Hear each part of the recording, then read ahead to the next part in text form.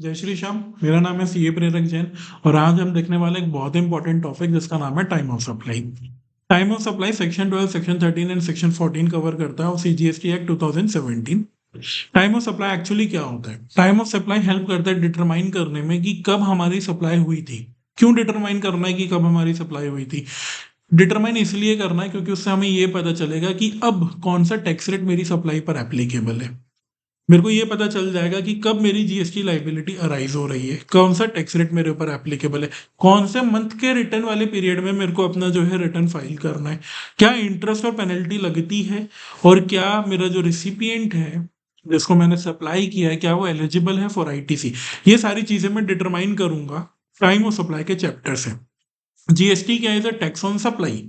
ये चीज हमने प्लेस ऑफ सप्लाई के चैप्टर में भी पढ़ा, ये चीज हमने स्कोप ऑफ जीएसटी में भी पढ़ा कि जीएसटी है is a tax on supply. लेकिन सप्लाई कब कब मानी जाएगी कि वो सप्लाई हुई है, तो वो टाइम ऑफ सप्लाई डिटरमाइन करता है। Tax can not be collected unless a time is fix. Until and unless अगर आप टाइम फिक्स नहीं करेंगे तो बट ऑफ कोर्स आप जीएसटी कलेक्ट नहीं कर पाएंगे।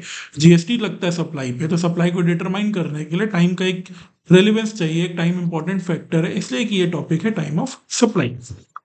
It is a legal trigger point, एक ये लीगल ट्रिगर पॉइंट है to avoid tax deferral and manipulation. कोई भी मैन्युपुलेशन को रोकने के लिए, टैक्स को डिफर जो लोग करते हैं उन लोगों को रोकने के लिए टाइम ऑफ सप्लाई टॉपिक को इंट्रोड्यूस किया गया था। It is not about receipt of money alone. Does it matter क्या सिर्फ पैसा मिलने से टाइम ऑफ सप्लाई लग जाएगा? नहीं। क्या सिर्फ इनवॉइस इशू करने से हो जाएगा? नहीं। मेरे को मल्टीपल चीजों को यहाँ पे कंसिडर करना पड़ता है एंड अर्लियर ऑफ देखना पड़ता है कि कौन सा इवेंट पहले हुआ है, और उसके ऊपर से मैं डिटरमाइन करूंगा क्या मेरा वहां पे सप्लाई का टाइम अट्रैक्ट हो रहा है, क्या मेरे को वहां पे इनवॉइस इशू कर देना चाहिए, क्या पेमेंट मेरे लिए वहां पे एप्लीकेबल हो, क्या मेरे को पेमेंट कलेक्ट करना चाहिए, इंटरेस्ट वगैरह मैं देखूंगा। टैक्स रेट डिटरमाइन करूंगा कि कौन सा टैक्स रेट मेरे ऊपर एप्लीकेबल है। कौन सा टैक्स रेट मेरे ऊपर एप्लीकेबल है ये चीज कैसे पता चलती है? अब नाउ फॉर एन एग्जांपल, हुआ क्या, आपने सप्लाई किया, कोई गुड्स को आपने सप्लाई किया। टाइम ऑफ सप्लाई उस चीज में हेल्प करेगा डिटरमाइन करने में कि कौन सा टैक्स रेट आपके ऊपर एप्लीकेबल है। Now like example, during your supply हुआ क्या, गवर्नमेंट ने नोटिफिकेशन निकाला, नोटिफिकेशन के थ्रू टैक्स रेट में चेंजेस कर दिए।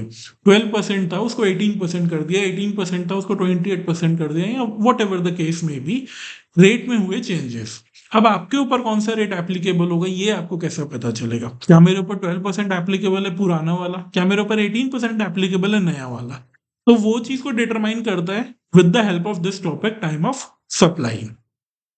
स्ट्रक्चर कैसे लॉ का, time of supply section 12 cover करता है, where as time of supply of services is covered with section 13। Change in rate of tax separate section है सेक्शन 14।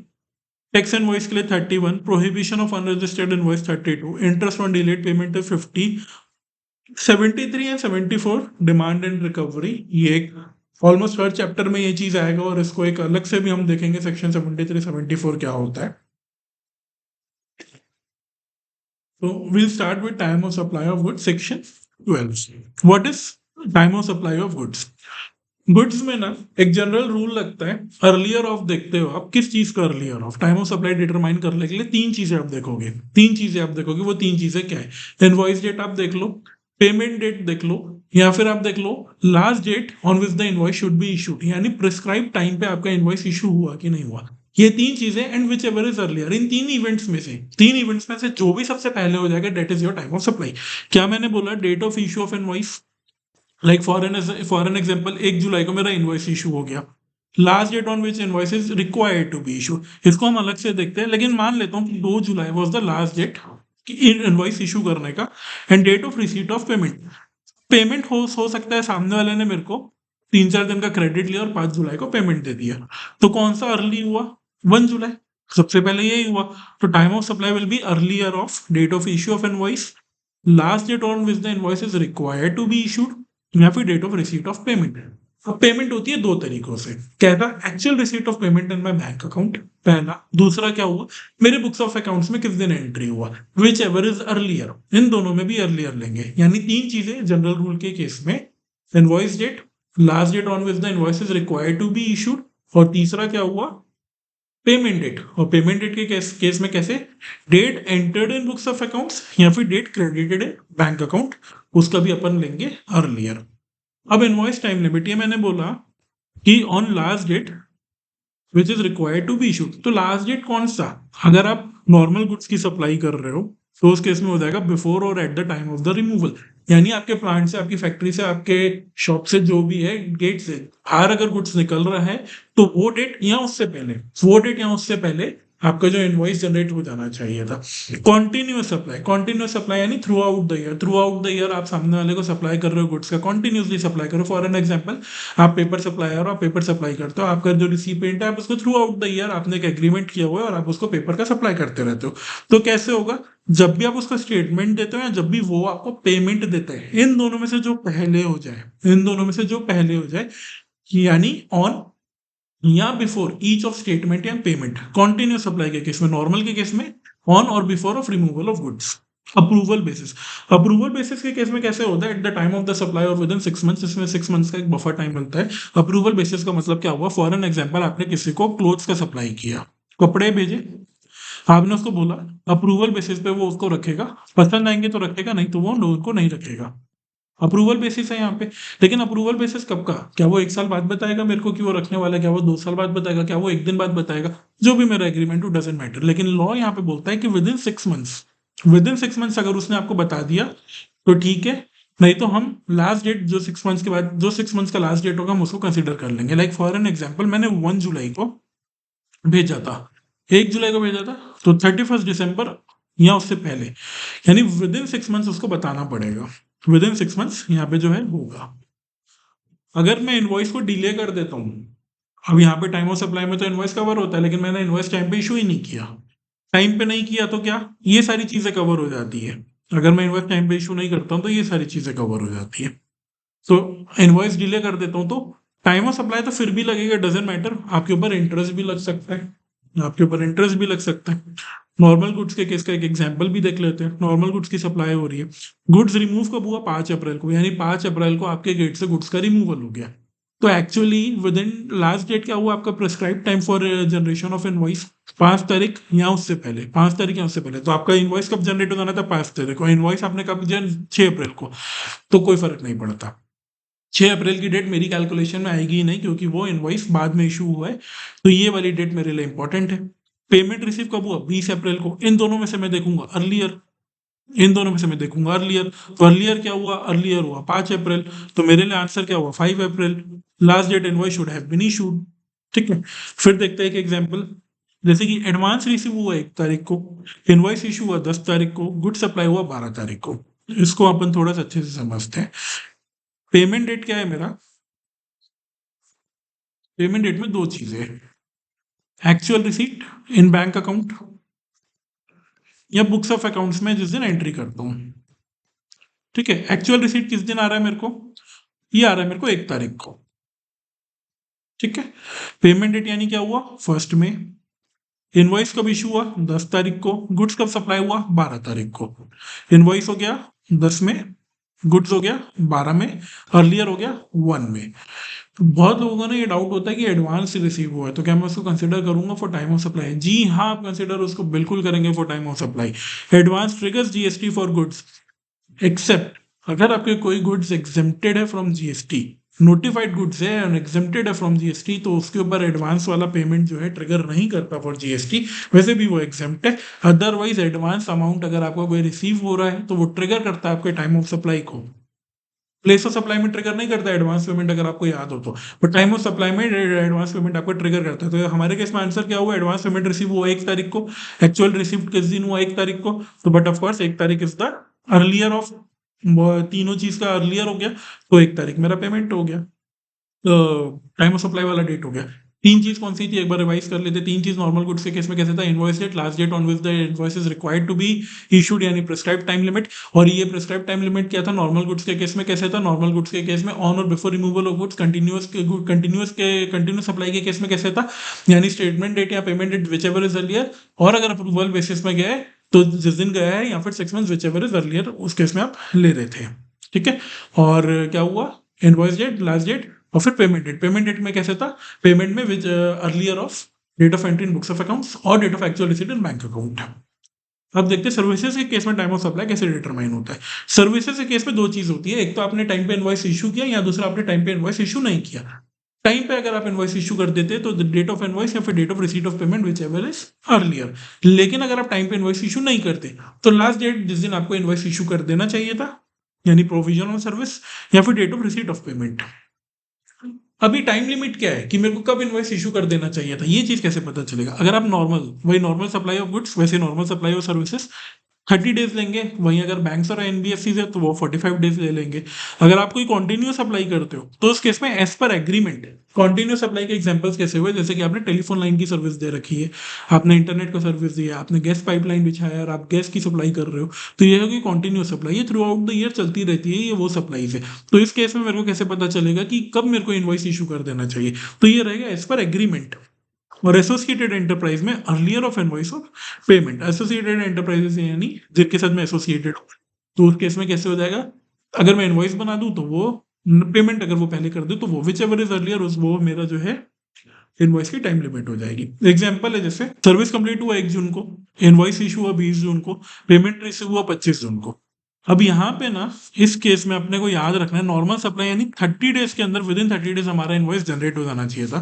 तो सर्विस कंप्लीट हुआ 1 जून को, तो 30 डेज यहाँ से अगर मैं गिनूंगा तो ये हो जाएगा 1 जुलाई, ये हो जाएगा 1 जुलाई, यानी मैक्स टू मैक्स मेरा 1 जुलाई तक इनवॉइस इशू हो जाना चाहिए था। इनवॉइस कब इशू हुआ? 20 जून, यानी विद इन टाइम लिमिट मेरा इनवॉइस इशू हो गया। तो मैं इन दोनों का अर्लियर देखूंगा विच इज 28 जून, इन दोनों का अर्लियर देखूंगा और वो है 28 जून। तो time of supply will B 28 June. Service complete हुआ 1 जून को, इनवॉइस इशू हुआ 15 जुलाई को। मैंने क्या बोला? अगर 1 जून को आपकी सर्विस कंप्लीट हुई है तो विद इन 30 डेज आपका इनवॉइस जनरेट हो जाना चाहिए था, यानी 1 जुलाई। बट आपने इनवॉइस कब जनरेट किया? 15 जुलाई। यानी आप कौन से सिनेरियो में है? वो सेकंड वाले में, जहां पे आप इनवॉइस टाइम पे इशू नहीं करते हो, यानी प्रोविजन ऑफ सर्विस या फिर date of receipt of payment whichever is earlier. तो यानी ये वाला और ये वाली चीज को मैं देखूंगा, और इन दोनों में विच एवर इज अर्लियर कौन सा है? 1 जून। तो आंसर क्या हुआ? Time of supply will be 1 June. Invoice date ignore, क्योंकि आपने क्या किया है? लेट इनवॉइस जनरेट कर रहे हो। Late invoice can not defer tax liability, ये मैंने आपको सबसे ऊपर में बता दिया। टाइम ऑफ सप्लाई का एक एडवांटेज एक ये भी एक वो होता है। कॉन्टिन्यूस सप्लाई कर रहे हो, कॉन्टिन्यूस सप्लाई के केस में मैंने आपको क्या बताया? एज पर एग्रीमेंट अपन देखेंगे कॉन्टिन्यूस सप्लाई के केस में, ठीक है। Good supplied on a continue और recurrent basis under contract, invoice on each statement या फिर ऑन रिसीप्ट ऑफ पेमेंट। जो भी आप स्टेटमेंट इशू करते हो तब आप इनवॉइस इशू कर दो, अगर आपको पेमेंट मिल जाता है तो आप तब कर दो, वो आप देख लो, ठीक है। तो कॉन्टिन्यूस ड्यू डेट असर्टेन कैसे होगा? ऑन और before due date. Due date अगर आपको नहीं पता, before receipt of payment, link to event completion, तो ऑन कंप्लीशन ऑफ इवेंट, ठीक है। कंटिन्यूस सप्लाई ऑफ गुड्स आप कैसे हुआ? स्टेटमेंट ऑफ अकाउंट या विच पेमेंट, उसमें आपको इनवॉइस इशू करना है। और सर्विस के केस में ड्यू डेट अगर आपको पता है तो ड्यू डेट, नहीं पता है तो बिफोर रिसीट ऑफ पेमेंट, और लिंक टू अगर इवेंट कंप्लीशन है तो फिर जिस दिन आपका इवेंट कंप्लीट हुआ। एएमसी का बिल करते हैं हम, एनुअल मेंटेनेंस सर्विसेज हम सप्लाई करते हैं, तो बिल हम करते हैं क्वार्टरली, यानी 30 जून। तो इनवॉइस डेट क्या हुआ? 30 जून, तो 30 जून मेरी इनवॉइस डेट हो गई। तो इस दिन मेरे को जो है टाइम ऑफ सप्लाई मेरे ऊपर अट्रैक्ट हो जाएगा। Time of supply under reverse charge. Reverse charge mechanism क्या होता है ना, हम इसको टाइम ऑफ सप्लाई के साथ ही पढ़ते हैं। मैं सेपरेटली भी आरसीएम को कवर करूंगा, बट आरसीएम एक्चुअली होता क्या है? Like for an example supplier है ए और रिसिपिएंट है बी। तो कुछ ऐसे ट्रांजैक्शंस है जहां पे ए सप्लाई कर रहा है बी को। तो नॉर्मल सप्लाई में कैसे होता है ना कि ए के ऊपर ही जीएसटी की आउटपुट की टैक्स लाइबिलिटी आती है। जीएसटी जो ए जो सप्लाई कर रहा है उसके ऊपर का जो जीएसटी पेमेंट है वो ए करता है। बट कुछ ऐसे केसेस है जहां पर ए पेमेंट नहीं करता, पेमेंट बी करता है जीएसटी का, पेमेंट जो है बी करता है जीएसटी का। तो यहाँ पे ना ये आरसीएम, इसको बोलते हैं आरसीएम, इसको बोलते हैं अपन आरसीएम, जहां पे रिसिपिएंट को पेमेंट करना पड़ रहा है, दैट इज आरसीएम।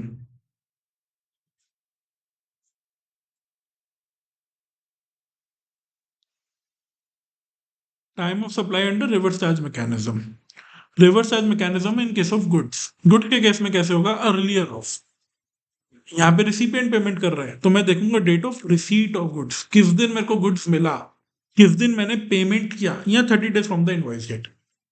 गुड्स के केस में किस दिन मेरे को गुड्स मिला या किस दिन मैं पेमेंट कर रहा हूँ, या 30 days from the invoice date, जिस दिन भी उसने इनवॉइस किया होगा वहां से 30 दिन is the time of supply. Earlier देखेंगे, अगर तीनों ही कोई डिटरमाइनेबल नहीं है date of entry in books, जिस दिन भी मैं अपने बुक्स में एंट्री कर लेता हूँ, जिस दिन मैं मेरी बुक्स में रिकॉर्ड कर लेता हूँ, वो डेट मैं मान लूंगा और उस दिन जो है मेरे ऊपर जीएसटी की लायबिलिटी अराइज हो जाएगी आरसीएम में। सर्विसेज के केस में कैसे होगा, पेमेंट या 60 days from the invoice date. इसमें ना 30-60 का रूल होता है, 30-60 रूल होता है आरसीएम में। 30 डेज देते गुड्स के केस में, 60 डेज लेते सर्विसेज के केस में। गुड्स के केस में 30 डेज कैसे, फ्रॉम इनवॉइस डेट से 30 डेज गिन लो, सर्विस के केस में 60 डेज फ्रॉम इनवॉइस डेट गिन लो। ठीक है, 30-60 रूल है, बहुत इंपॉर्टेंट है। 13 case of goods, 16 case of services, 30 days from the date of invoice, 60 days from the date of invoice. ये सर्विसेज और गुड्स के केस में हम देखते हैं 30-60 रूल, हम इसको बोलते हैं। और दोनों ही केसेस में, गुड्स या सर्विसेज, दोनों ही केसेस में अगर ये दोनों चीजें डिटरमाइनेबल नहीं है तो आप मान लेंगे क्या, date of entry in books. जिस दिन आप अपने बुक्स ऑफ अकाउंट्स में एंट्री रिकॉर्ड कर लोगे उस दिन हम मान लेंगे कि टाइम ऑफ सप्लाई एप्लीकेबल हो गया। RCM service, RCM service example देखते हैं आरसीएम सर्विस का। इनवॉइस डेट का 1 जुलाई, पेमेंट मैं किस दिन कर रहा हूँ, 20 सितंबर को। पेमेंट मैं कर रहा हूँ 20 सितंबर को, 1 जुलाई को जो है मेरा इनवॉइस है। सर्विस के केस में कैसे रहता है, 60 days from the date of the invoice, 60 days, 1 जुलाई से 60 डेज के लेंगे तो जुलाई और सितंबर, यानी ये मेरा आ जाएगा 38 सितंबर। 38 सितंबर और पेमेंट में 28 सितंबर, whichever is the date, कौन सा अर्लियर है, 28 सितंबर, सॉरी जुलाई और अगस्त, तो 30th अगस्त, तो 30th अगस्त वो पहले खत्म हो जाएगा, तो 60 days will expire on 30th अगस्त, तो time of supply will B 30th August. Payment है 28 सितंबर, वो सितंबर बाद में, तो अगस्त पहले, तो but of course time of supply will B 30th अगस्त। यानी अगर आप पेमेंट नहीं भी करते तो जीएसटी आपके ऊपर एप्लीकेबल हो जाता है। ये सिंपल सी चीजें लिखी है। वाउचर्स, वाउचर्स जैसे आपको कोई शॉपिंग वाउचर्स मिलते हैं, तो वो सारी चीज़ें हैं। जैसे पहले वाउचर्स मिलते थे, जैसे रिचार्ज के, मोबाइल रिचार्ज के वाउचर्स होते थे। अभी आप शॉपिंग वगैरह करते होंगे तो आपको वाउचर्स वगैरह मिलते होंगे। तो इसमें कैसे अपन करेंगे, स्पेसिफिक सप्लाईज आइडेंटिफाइबल और डेट ऑफ इशू। अगर आइडेंटिफाइबल है किस दिन सप्लाई हो रहा है तो डेट ऑफ इशू कर दो, नहीं तो फिर डेट ऑफ रिडम्पशन। भाई आज मैंने अगर आपको वाउचर दे दिया, 5 तारीख तक वो आप रिडीम करवा सकते हो। आप कब रिडीम कराओगे मेरे को नहीं पता, तो जिस दिन आप रिडीम करवा लोगे वो date of redemption will be the supply. लेकिन आज मैंने आपको वाउचर दिया और आप ही आज मेरे को पता है आप उसको 3 तारीख को ही रिडीम करवा सकते हो, और आप किसी भी दिन नहीं करवा सकते, तो 3 तारीख, नहीं तो आज मैं आपको इशू कर रहा हूँ, डेट ऑफ इशू जिस दिन मैं आपको इशू कर रहा हूँ। स्पेसिफिकली अगर आइडेंटिफाई कर सकता हूं तो डेट ऑफ इशू ले लूंगा, नहीं तो फिर जिस दिन भी आप रिडीम कराने आओगे that will be the date, that will be the time of supply in case of vouchers. Addition in value, जैसे कि इंटरेस्ट, लेट फी, पेनल्टी। मैंने आपको बताया कि आपको जो है टाइमली पेमेंट करना पड़ता है, आप नहीं करते हो तो सामने वाला सप्लायर हो सकता है कि आपसे इंटरेस्ट चार्ज करेगा। तो अगर वो इंटरेस्ट चार्ज करता है तो date on which additional amount is receive, जिस दिन आपको एडिशनल अमाउंट मिलता है that will be time of supply. जैसे कि interest charge for late payment received on 10 November, 10 नवंबर को मैंने आपके ऊपर इंटरेस्ट लगा दिया, आपने मेरे को पेमेंट जो है आपने मेरे को पेमेंट दिया 10 नवंबर को, तो जीएसटी पेबल है नवंबर।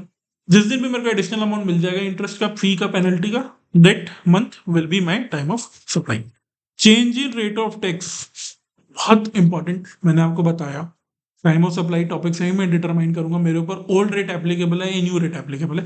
और मैंने आपको इसका एक बहुत अच्छा तोड़ भी बताऊंगा, तुरंत अपने को पता चल जाएगा कि कौन सा रेट मेरे ऊपर एप्लीकेबल होने वाला है। 3 इवेंट हम इसमें देखते हैं, सप्लाई ऑफ गुड्स या सर्विसेज, इनवॉइस किस दिन इशू हुआ, पेमेंट किस दिन रिसीव हुआ। पूरे टाइम ऑफ सप्लाई को देखने के लिए 3 चीजें होती है, invoice date, last date on which the invoice should be issued, यानी प्रिस्क्राइब टाइम लिमिट में इशू हुआ कि नहीं हुआ, और payment date. Change of rate of tax के लिए भी वही 2 चीजें, इनवॉइस किस दिन इशू हो रहा है या मेरा पेमेंट किस दिन मेरे को रिसीव हो रहा है। साथ में मैं देखूंगा मैं सप्लाई किस दिन कर रहा हूं, मैं सप्लाई किस दिन कर रहा हूं।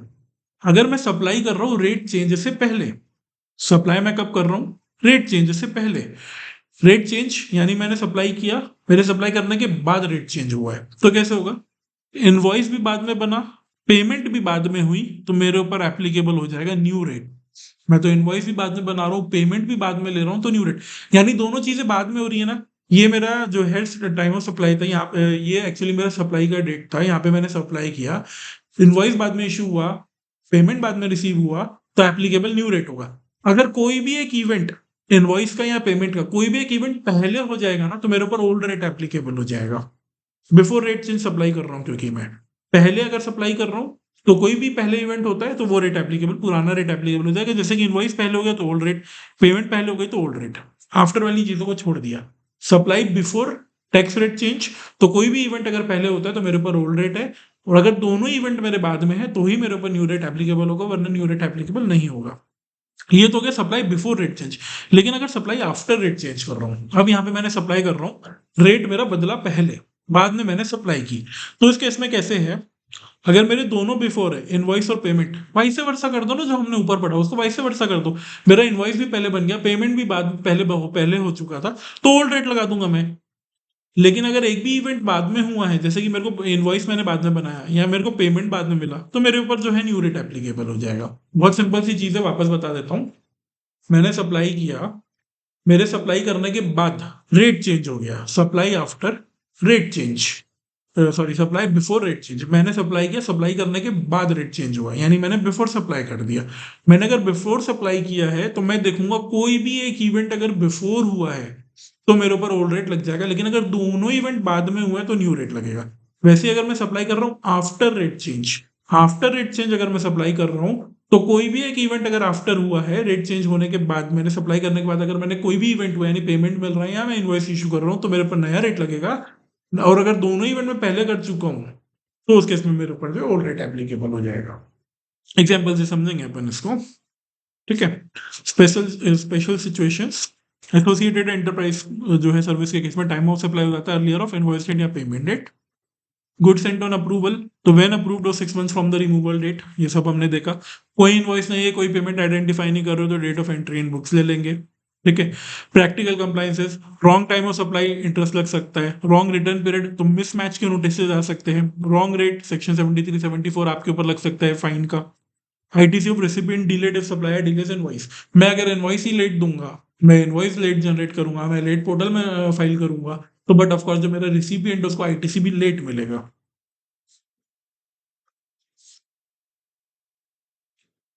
क्विक समरी, सेक्शन 12 कवर करता है गुड्स, 13 कवर करता है आपका सर्विसेज, 12(3) कवर करता है आरसीएम गुड्स, 13(3) कवर करता है RCM services, 12(4) 13(4) voucher interest rate payment, 12(6) 13(6), और रेट चेंज जो है आपका सेक्शन 14। एग्जाम्पल से अब अपन देख लेते हैं। Time of supply under GST primarily क्या आइडेंटिफाई करता है, ये आइडेंटिफाई करता है कब मेरे ऊपर जो है जीएसटी लाइबिलिटी अराइज होती है। प्लेस ऑफ सप्लाई नहीं, रेट ऑफ टैक्स नहीं, वेदर सप्लाई इज टैक्सेबल नहीं, कब मेरे ऊपर जीएसटी लगेगा, ये आइडेंटिफाई करता है TOS, time of supply, when tax becomes payable, not whether supply is taxable. Under normal forward charge of goods, normal forward charge of goods, time of supply is the earlier of, किन तीन चीजों का earlier था, invoice date, last date on which the invoice is required to be या prescribe to be issued, या फिर payment date. Payment date में क्या चीजें थी, दो चीजें थी पेमेंट डेट में, पेमेंट डेट में या तो date of entry in books या फिर date of actual receipt of payment. जो लास्ट डेट इनवॉइस का इशू का था वो कैसे था, नॉर्मल के केस में ऑन और before removal of goods, continuous के केस में आपका एग्रीमेंट डेट या पेमेंट डेट, ये और अप्रूवल के केस में 6 मंथ्स या फिर अप्रूवल जिस दिन आपने सप्लाई किया वो date, whichever is earlier. ये तीन चीजें थी, कौन कौन सी, invoice date, last date of issue of invoice या फिर पेमेंट डेट। तो आंसर हो गया सी। गुड्स आपने सप्लाई किए 10 तारीख को, गुड्स सप्लाई हो रहा है, सर्विस नहीं गुड्स। इनवॉइस इशू हुआ 20 तारीख को, पेमेंट रिसीव हुआ आपका कब, 5 तारीख को। विच एवर इज अर्लियर देखूंगा तीनों में से, सबसे पहले क्या हुआ, 5 जुलाई, 5 जुलाई आपका आंसर हो गया। Advance receipt override physical supply, मैंने आपको बताया एडवांस रिसीट भी अगर आपको होता है date of entry in books of accounts और date of actual receipt of amount in my bank account, whichever is earlier, तो वो मेरा पेमेंट है। और payment versus invoice versus last date to issue invoice, whichever is earlier, तो payment यहाँ पे earlier हो गया, यानी 5 जुलाई मेरा हो गया time of supply. Service, service के केस में सर्विस आपने कंप्लीट किया 1 अगस्त को, नॉर्मल सर्विस 30 डेज आपको, विद इन 30 डेज आपको इनवॉइस इशू करना है। आप इनवॉइस कब इशू कर रहे हो, 5 सितंबर को, 30 दिन में आपको इनवॉइस इशू कर देना चाहिए था सर्विस के केस में, यानी 31 अगस्त आपका आपका इनवॉइस इशू हो जाना चाहिए था। इनवॉइस आप लेट इशू कर रहे हो, यानी लास्ट डेट क्या होगा आपका, 31 अगस्त आपको हो जाना चाहिए था। इनवॉइस डेट या payment received on 10 September, whichever is earlier,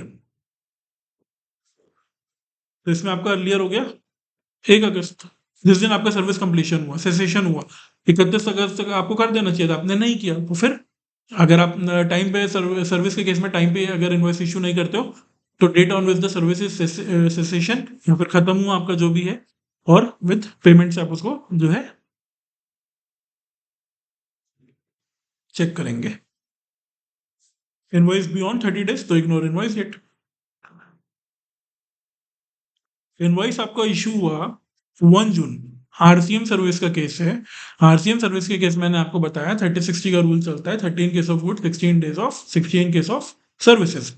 तो इनवॉइस मेरा हुआ 1 तारीख को, वहां से 60 डेज पकड़ लो, 60 days from the date of issue of invoice, जून जुलाई, यानी मेरा हुआ ये आपका 30 जुलाई। पेमेंट हुआ 5 अगस्त, 30 जुलाई या 5 अगस्त, विच एवर इज अर्लियर, 30 जुलाई। आंसर क्या हुआ? 30 जुलाई। 60 days from the date of invoice, earlier of payment, और 60 days to 30th July। Under RCM for goods, goods के केस में 30 days. If none of the following can be determine, अगर आप कुछ भी डिटरमाइन नहीं कर पा रहे थे तो आप क्या कर रहे थे? Rate of entry in books of accounts, rate of entry in books of accounts.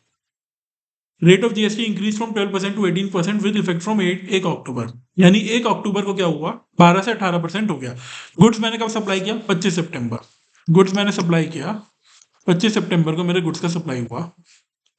Rate change हुआ 1 अक्टूबर को। 1 अक्टूबर को क्या हुआ? रेट हो गया 12% से 18%, यानी मेरी सप्लाई कब हुई? Before rate change. Before rate change मैंने सप्लाई कर दिया। अब बिफोर के केस में मैंने कैसे बताया था? दोनों इवेंट, इनवॉइस और पेमेंट, अगर आफ्टर है तो नया रेट लूंगा, अदरवाइज एक भी इवेंट अगर बिफोर हो गया तो मेरे ऊपर ऑल रेट एप्लीकेबल हो जाएगा। तो इनवॉइस कब हुआ? 5 तारीख को, यानी 5 अक्टूबर को, यानी आफ्टर। पेमेंट कब हो रहा है? वो भी मेरा आफ्टर, तो मेरा नया नया रेट हो जाएगा, यानी 18% मेरे ऊपर एप्लीकेबल हो जाएगा, 18%। आंसर हो गया बी, न्यू रेट अप्लाइज। क्योंकि सप्लाई बिफोर चेंज हुआ, इनवॉइस और पेमेंट दोनों ही आफ्टर है, दोनों ही बाद में हुआ है, तो मेरे ऊपर न्यू रेट एप्लीकेबल हो जाएगा। Service applied after rate change, service apply कर रहा हूं रेट चेंज के बाद, यानी इनवॉइस का डेट, इनवॉइस का इवेंट और पेमेंट का इवेंट अगर दोनों पहले हो रहा है तो ओल्ड रेट, नहीं तो नया रेट लग जाएगा। इनवॉइस पहले हुआ, पेमेंट बाद में हुआ, एक भी चीज बाद में हुई तो नया रेट मेरे ऊपर जो एप्लीकेबल होगा। आंसर हो गया B. Supplier issues invoice late, supplier ने जो है इनवॉइस जो है लेट इशू किया, जीएसटी भी जो है फिर विद इंटरेस्ट उसने पेमेंट किया, तो time of supply shifts to payment date, interest applies only if tax unpaid, time of supply remains unchanged, interest not applicable. मैंने आपको बताया time of supply doesn't matter, अगर आप इनवॉइस लेट भी issue करते हो तो उससे टाइम ऑफ सप्लाई नहीं फर्क पड़ता, टाइम ऑफ सप्लाई को कोई फर्क नहीं पड़ता, टाइम ऑफ सप्लाई तो जो है वही रहेगा, आप इनवॉइस लेट इशू कर दो कोई दिक्कत नहीं है। तो क्या होगा? Time of supply remains unchanged, delay in compliance does not change time of supply, interest charge for delayed payment for consideration is received on 15 January, उसके ऊपर मैंने इंटरेस्ट चार्ज कर दिया, ओरिजिनल सप्लाई नवंबर में हुआ था। GST on interest shall be, किस दिन मेरे को पेमेंट मिला है, किस दिन, ये इंटरेस्ट जो है मैं इंडिपेंडेंटली मानूंगा, मेरे को इंटरेस्ट कब मिल रहा है? 15 जनवरी, तो जनवरी will be the answer, applies independently. Service under RCM is receive, RCM के अंदर मेरे को सर्विस मिला है, सर्विस के केस में 60 डेज मानते हैं। इनवॉइस 1 मार्च, 1 मार्च हुआ है इनवॉइस, पेमेंट कभी नहीं हुआ, कोई गुड्स सर्विस था, गुड्स की कोई बात नहीं है। बुक एंट्री कब हुआ? 10 मई को, इनवॉइस 1 मार्च हो गया, तो फॉल बैक रूल है, बुक्स ऑफ अकाउंट की एंट्री में मानूंगा, क्योंकि इनवॉइस तो कर दिया 1 तारीख को, मेरे को पेमेंट का नहीं पता, मेरे को नहीं पता कि एक्चुअली में किस दिन इनवॉइस इशू हो जाना चाहिए, तो मेरे को वो भी नहीं पता, तो मेरे पास कोई चीज है ही नहीं, तो जिस दिन मेरी बुक्स ऑफ अकाउंट्स में एंट्री होती है 10 तारीख, वही मेरा आंसर हो जाएगा। ठीक है, तो this was everything about time of supply. RCM एक टॉपिक है, उसको हम अलग से डिटेल में थोड़ा देखेंगे कि व्हाट इज आरसीएम, क्या चीज होती है क्या चीज नहीं होती है। आरसीएम का मेरा एक टॉपिक बच गया है।